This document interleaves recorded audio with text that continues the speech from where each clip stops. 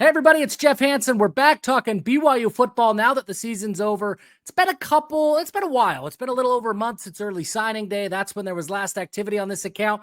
Look, I told you guys when I came back at the beginning of the year, it's a lot to do this all on your own. And I'm not a video guy. I'm a writer. If you ever want to hear more of my takes, and I'm not here on YouTube, not posting, a daily video like the guys who grind and do it each and every day. Check us out over on CougarSportsInsider.com and Give'emHellBrigham.com. I'm always publishing stuff. I'm always writing new articles, new information, takes, analysis, all kinds of stuff, news, nuggets. Check us out over at CougarSportsInsider.com or Give'emHellBrigham.com. But today, I'm back. I'm making a video, and I want to try to encompass a lot of different things into one single video. And I want to use what BYU has done in the transfer portal and what BYU has lost in the transfer portal. And I want to take that and kind of wrap up the season, because I think already, even though it's only a week removed from BYU's bowl game against Colorado, we can already look at what BYU has done in the portal and kind of identify what the coaches think happened this year, what the coaches' thoughts were on the future, what went wrong, what went right, things like that. So here we go. First and foremost, let's talk about the players that BYU has brought in from the transfer portal. And if you look, there's only 7 guys right now that we have listed over at 247sports.com. Let me make sure. There's only 7 guys, and one of them is a walk-on, and Max Alford, the linebacker, transferring over from Utah State. So 6 scholarship guys is all. That tells me, more than anything, BYU does not feel that they have a ton of giant, massive holes that have to be filled before the 2025 season. That tells me that this team is going to rely on continuity in the transfer portal era, I guess, continuity in the era of the transfer portal, rather than just bringing in talent, trying to cram a system down their throat in a few months, and then hope for the best come August or September. That's the route that BYU kind of went in 2023. That's tough to do. There's teams that do it. Indiana did it. I mean, there's certainly teams that could do it. But BYU, I think, is doubling down on the fact that they have a strong locker room culture, and that continuity in these systems and playing together is going to get them more wins than simply loading up on transfer portal guys, pushing dudes out every year, and having transfer portal classes of 20, 30 plus guys every year. So to me, that's a good thing. BYU, that should be their formula. The other thing I look at when I look at these 7 guys that are coming in from the transfer portal, there's not a quarterback, folks. BYU clearly believes that Jake Retzlaff could take another step forward before 2025 and get BYU over the hump. He was close. BYU nearly won a Big 12 championship, and I think Retzlaff proved a lot of things this year. Jake proved he can win games in the Big 12 conference. And coming out of that 2023 season, I saw your comments, folks. I saw everything everybody said. I don't think any single one of us were convinced that Jake Retzlaff could win games in the Big 12. He proved he can. That's huge. He also proved that he still got a lot of room for growth. I mean, at the end of the day, as good as Jake was, winning 11 games, all these things, his worst game of the season came against Colorado in the bowl game. Fortunately, everything else went so good for BYU that you really didn't notice the turnover issues and things like that. You didn't notice that he only had 150 yards through the air. So he still got room to grow there. And frankly, he still only completed 57.5% of his passes. So Jake Retzlaff still has a lot of room to grow. Now, I don't want to focus on the negative. I don't want to sit here and make it sound like Jake can't win. He just won 11 games. What Jake Retzlaff is he's an incredible leader. He's got that locker room. He works hard. What he proved this year is that even when all the lights are on, as national media started to pay attention to BYU and things like that, Jake still performed. He still performed really, really well. And that's tough to do. Anybody can perform when nobody's paying attention. But when everybody started to pay attention, Jake still played well up until an injury in that Utah game that he kind of played through. That's when you saw things kind of dip. And John Beck has talked about this in various places, that when things don't go right, it's easy to forget all of the things you have been working on. And what John Beck saw, what others saw in Jake Retzlaff when he was playing in those last few games, was a little bit of the regression back to 2023, Jake. That can be fixed with another offseason. Get that muscle memory relearned so that you're learning the right fundamentals. I think Retzlaff could take another big step forward ahead of the 2025 season, but he's still got room to grow. And that's great for BYU. The fact that BYU went 11-2 and Jake still has room to grow, that should be super encouraging for BYU fans. Okay, let's look at the rest of the transfer portal. The other things that I see, a pair of offensive linemen, and I'm really curious how this all comes together for BYU next year. First thing we don't know, Caleb Etienne, he might come back. There's a potential that Etienne could come back for another year thanks to the new Diego Pavia JUCO ruling. He could get another year. There's going to be a weird debate of his stock is probably never going to be higher, but is that stock, is the NFL grade on Caleb Etienne going to be high enough that he can get enough guaranteed money from the NFL that it would outweigh any NIL money that he would get from BYU? And I don't know what that math is going to say. I don't know what kind of grade he's going to get. Etienne was great this year. Surprised me, surprised all of us. Etienne was phenomenal. TJ Woods, all the flowers in the world for the work and the production that he was able to get out of Caleb Etienne. And for Etienne himself, huge kudos for the work that he put in this offseason to transform his body, his effort, all of those things so that he could be a more productive tackle for BYU. Great. But when NFL evaluators are looking at it, they're going to look at this season and say, yeah, good season. They're also going to look at last season and the year before and say, those data points matter too. So what kind of NFL grade is Etienne going to get? He could come back. Other than that, though, I mean, BYU is really returning most of the offensive line. Braden Keim will move on for graduation, but BYU played without him. I don't know, the last third of the season. You saw Waylon Lapuaho take some reps, play a game at right tackle. Austin Leosa, he played right tackle in the bowl game, and I think he played really well. Leosa is a tackle. He's played inside for BYU, but the guy's had more than 1,100 snaps at right tackle at Southern Utah. That's more of his natural position. Maybe he stays. BYU brings in Andrew Gentry from Michigan. When healthy, Andrew Gentry has as much potential as any tackle that has been in the program over the last several years, including guys like Christensen and Freeland and Suamataia. I mean, that's the kind of raw talent that Andrew Gentry has. You don't go to Michigan without that kind of talent. He hasn't put it together yet in a way that he looks like Freeland or Suamataia or Christensen or even Etienne. He's still got to put those pieces together. He's got to get healthy. But if he can put those pieces together and under the tutelage of TJ Woods, Andrew Gentry, that's a huge boost. And then you factor in Leosa and Lapuaho having some reps there, Joe Brown coming off of an injury. BYU suddenly has some options at tackles. Jake Griffin, he did not transfer. That's another tackle in the room that I've got my eye on that could be a role player next year as well. I think BYU's got some tackles. They bring in Kyle Svarsiok out of Southern Utah, big interior offensive lineman, multi-year starter. Reminds me a lot of a Sonny Mocassini, of an Austin Leosa that just comes in as a versatile lineman with a ton of experience at the FCS level. Look, that Southern Utah team, they play hard, and I really like their offensive linemen. They may not be the most talented offensive line in the country, but Delane Fitzgerald and that coaching staff, they get their guys to play hard. So that's what Kyle Svarsiok is going to bring to the table. He's going to bring a ton of effort. And I think if you're TJ Woods, yeah, you're willing to give TJ Woods effort, man. He's proven that he can get production out of you based on everything that he's done with the offensive line in the 2024 season. The offensive line became a strength again for BYU. Not great, not perfect, not elite, but a strength with room to grow.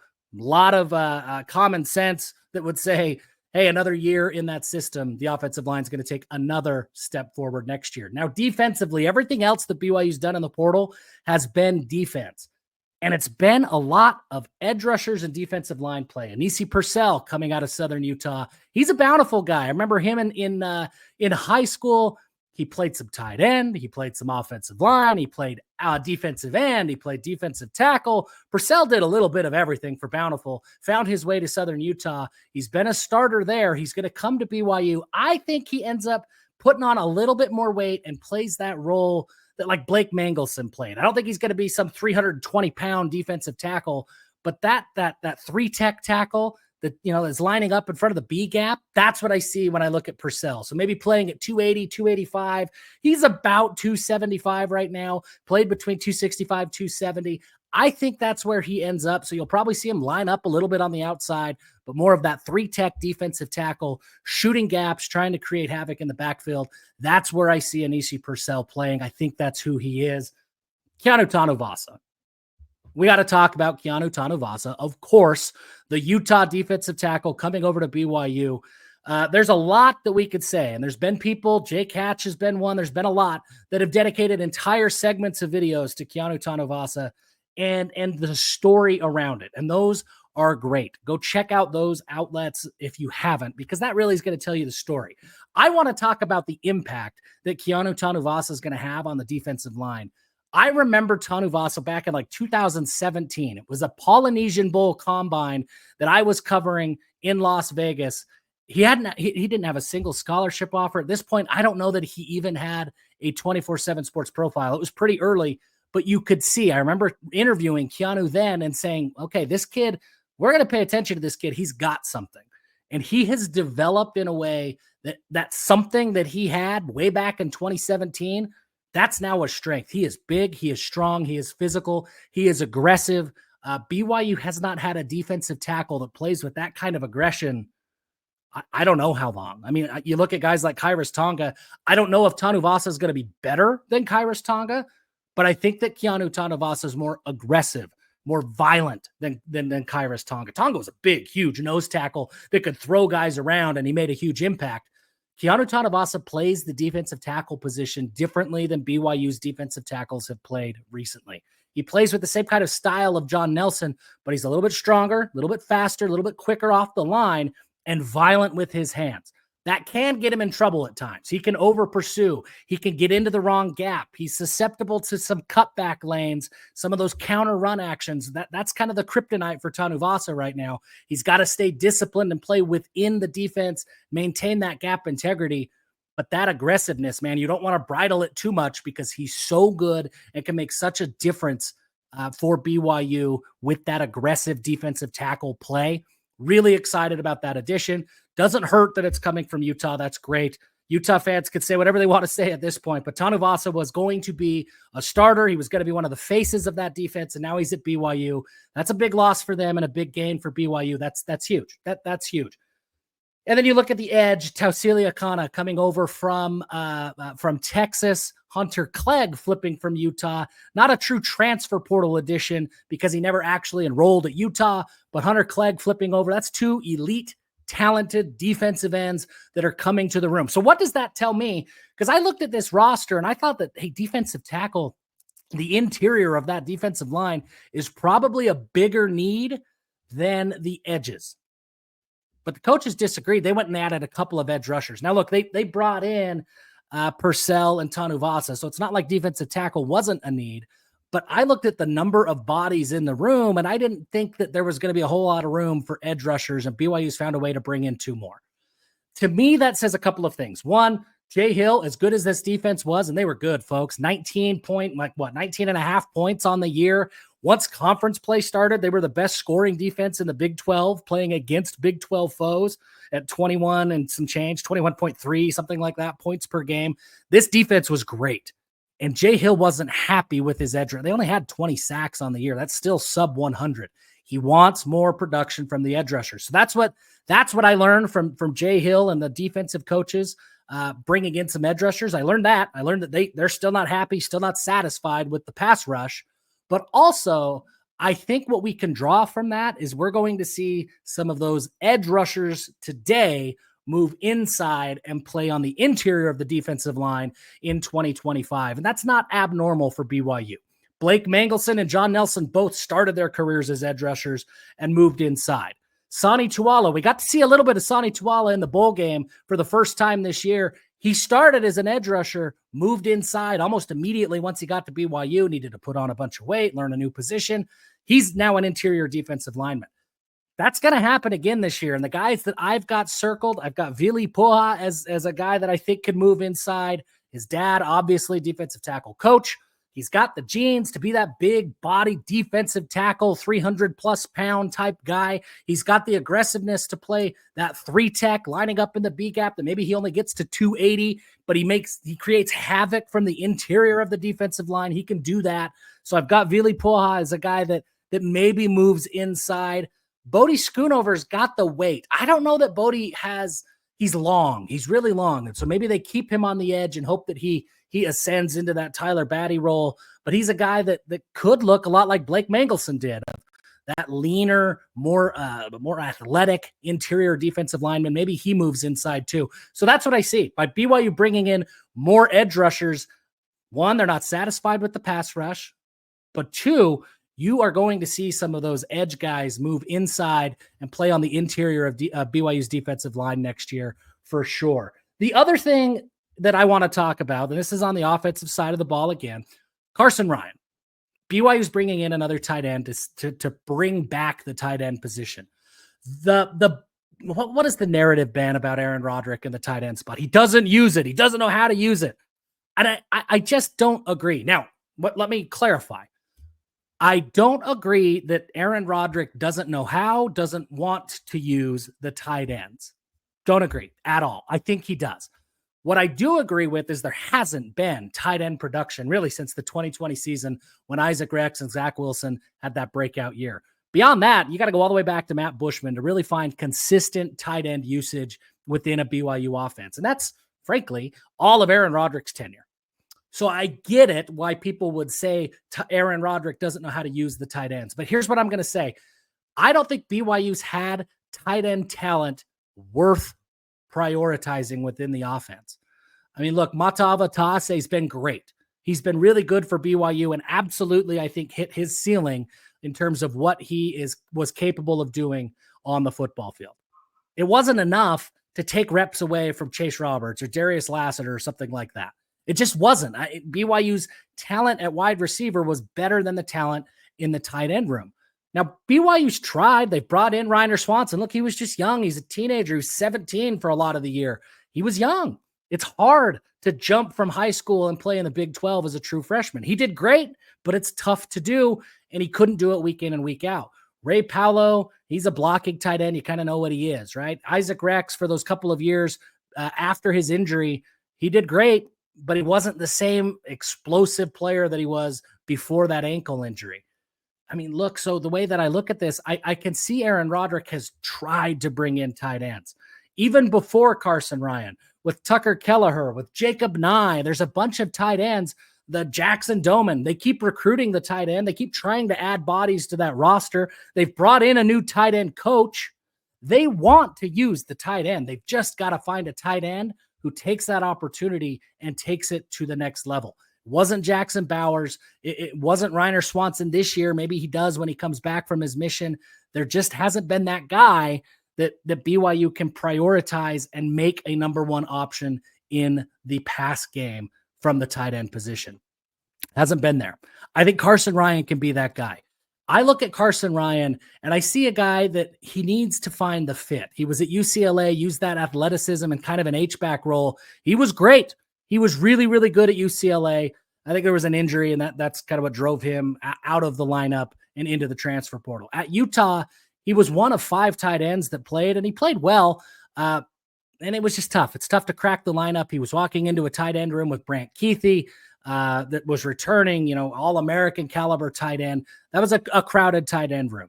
But he was an inline guy. He's an excellent blocker. We know that. I think he's got the athleticism to be a very good pass catcher. So now he comes to BYU, and he's going to be the guy. I mean, he's going to be tight end 1. I think we could safely assume that.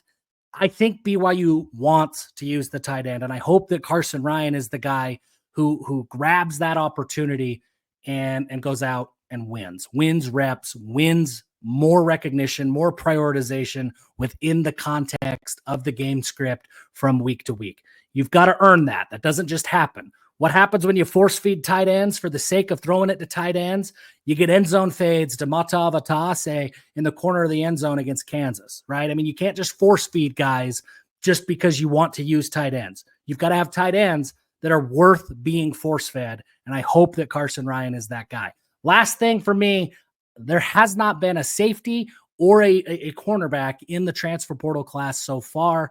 Maybe that changes with corner. Maybe BYU looks to bring in one guy, specifically a young guy. But I think with the JUCO rule and Maury Bamba potentially coming back, I wouldn't be surprised if BYU doesn't add a corner. I wouldn't be surprised if they do, but I wouldn't be surprised if Gennaro Guilford, Jay Hill get together and they say, hey, let's bank on development and think that we're going to get something out of Trey Alexander, Jonathan Cabello. Now that they're not true freshmen, they've got some experience. They take big steps forward. Maybe a guy like Jaden Dunlap, who will be in year 3 of the program. Marcus McKenzie coming off of an injury. Maybe he gets more of a role. I wouldn't be surprised to see that cornerback room say, we've got a bunch of young guys and a bunch of talent. Let's add that to Evan Johnson, Maury Bamba. That's our cornerback room. Maybe they go get one more, but I don't think they're going to get another one-year guy like Mark Collins or Eddie Heckard. I think they're going to go, if they add anybody at this point, because of that Maury Bamba ruling where he could come back and play for another year, and I'm expecting him to. I don't expect another one-year cornerback. I just don't. And then at the safety spot, Crew Wakely leaves, and BYU says, okay. Crew, good luck. He's taking visits to Purdue. I think he's at West Virginia as I'm recording this. Good luck to Crew. Great guy, did great things for BYU. Great career, and I hope he has a great year in 2025. But BYU, he left. They plugged in Raider Damouni into the starting lineup, and Raider played phenomenally well against Colorado. Falatau Satuala's there. Tommy Prasis is back for another year. I mean, the safety room, I think it's clear. Jay Hill is saying, we're fine. Tanner Wall, we're loaded. We're not worried about safeties. So if they're not worried, I'm not overly worried either. I look at a lot of young talent. Crew Wakely brought some experience, and when these guys were freshmen, like Falatau Satuala process, when they were freshmen, you needed Wakely. But now that they're going to be sophomores next year and have a full year at BYU to get physically ready, yeah, I think BYU is going to go and say the talent of those guys, we're going to roll with that. This was a longer video than normal, but it's been, I don't know how long it's been, a month. It's been a while since I've been here. Appreciate you guys for sticking around. We'll continue to pop in and make videos here and there. Of course, I'll do that. But if you want more from me, I'm a man of the pen. So check me out, CougarSportsInsider.com and GEHB.co or GiveHemHellBrigham.com. Either one of those, you're going to get a whole lot more takes from me. Appreciate you guys sticking around here. And until next time, folks, give them hell.